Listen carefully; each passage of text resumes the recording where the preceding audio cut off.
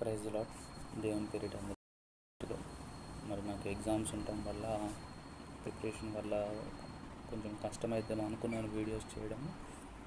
ఎందుకంటే నేను వీడియో చేసి తర్వాత దాన్ని ఎడిట్ చేయడానికి కొంచెం టైం పడుతుంది. ఓవరాల్గా నాకు ఆల్మోస్ట్ 2.5 hours పడుతుంది. ఎర్లీ మార్నింగ్ మినిమం 2 hours అయితే పడుతుంది. సో అలాగే మళ్ళీ నేను వాట్సాప్లో మెసేజ్ కూడా టైప్ చేసి పంపించాలి కదా.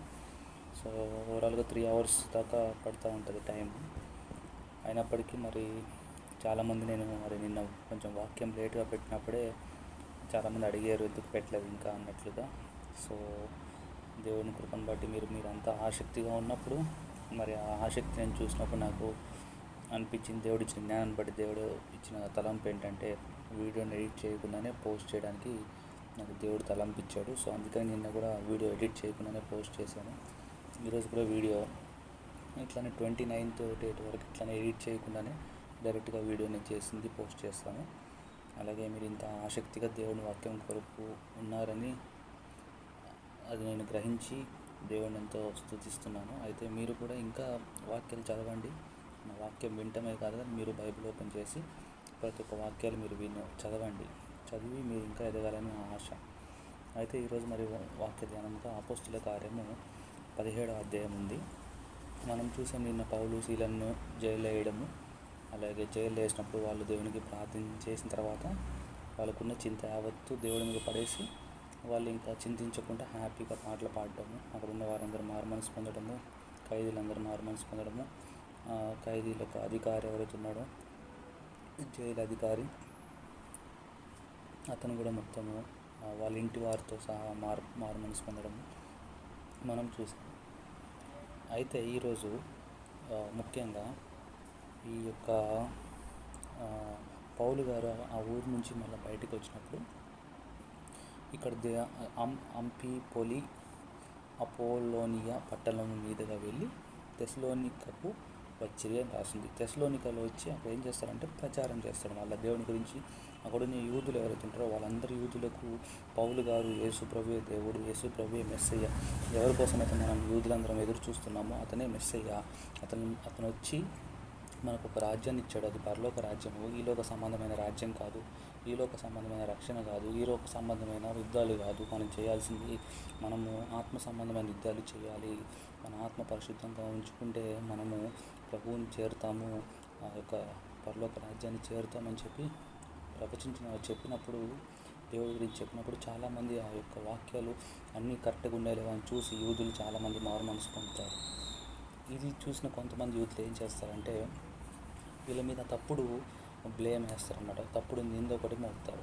మనం ఆల్రెడీ చూసాము, మొన్న ఒక రోజు పెట్టండి క్రైస్తవులకు శ్రమలు కొత్త ఏమీ కాదని. ఆ వీడియోలో మేము చూసాము.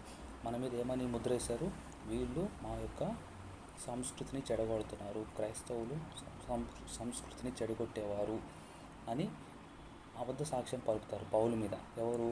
ఎవరైతే దెయ్యం పట్టిన ఆడపిల్లని వాడుకుంటూ డబ్బులు సంపాదిస్తున్న ఒక వ్యక్తిని ఎప్పుడైతే దెయ్యం పోగొడతారో పౌలు అమ్మాయికి, అతని యొక్క డబ్బులు రాకపోతే అతను ఏం చేస్తాడంటే అక్కడున్న అధికారుల దగ్గరికి వెళ్ళి ఇలా జరిగిందని నిజం చెప్పకుండా వీళ్ళు ఇట్లా మన సంస్కృతిని పాడు చేస్తానికి వచ్చారు, రోమియోల సంస్కృతిని పాడు చేస్తానికి వచ్చారని అబద్ధం చెప్తారు.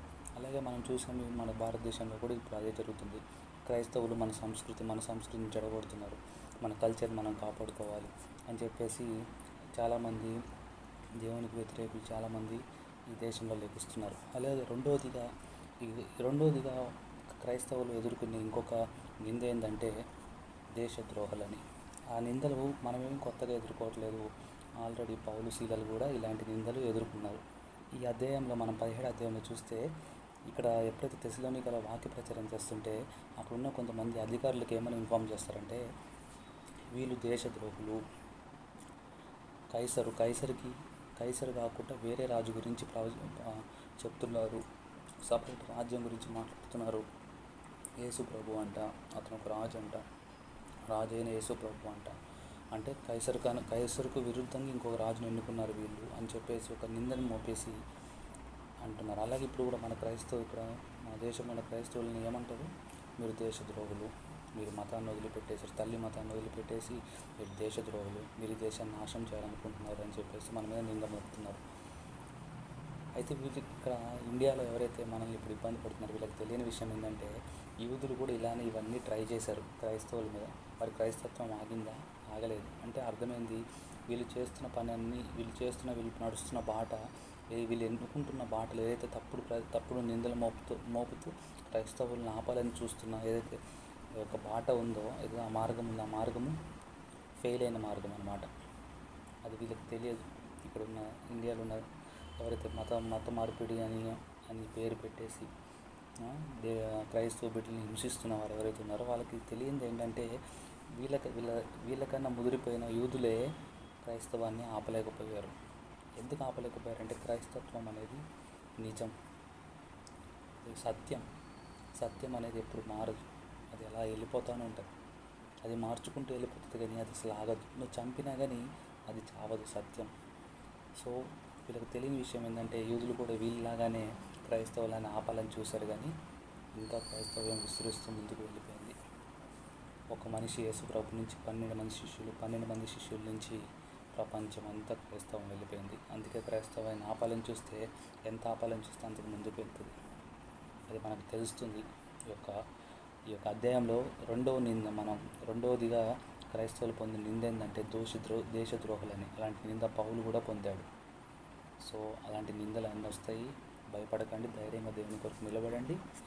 గొప్ప బహుమతి మనకి పరలోక రాజ్యంలో ఉంటుంది. అలాగే దేవుడు ఈ లోకంలో మనల్ని విడిచిపెట్టడు.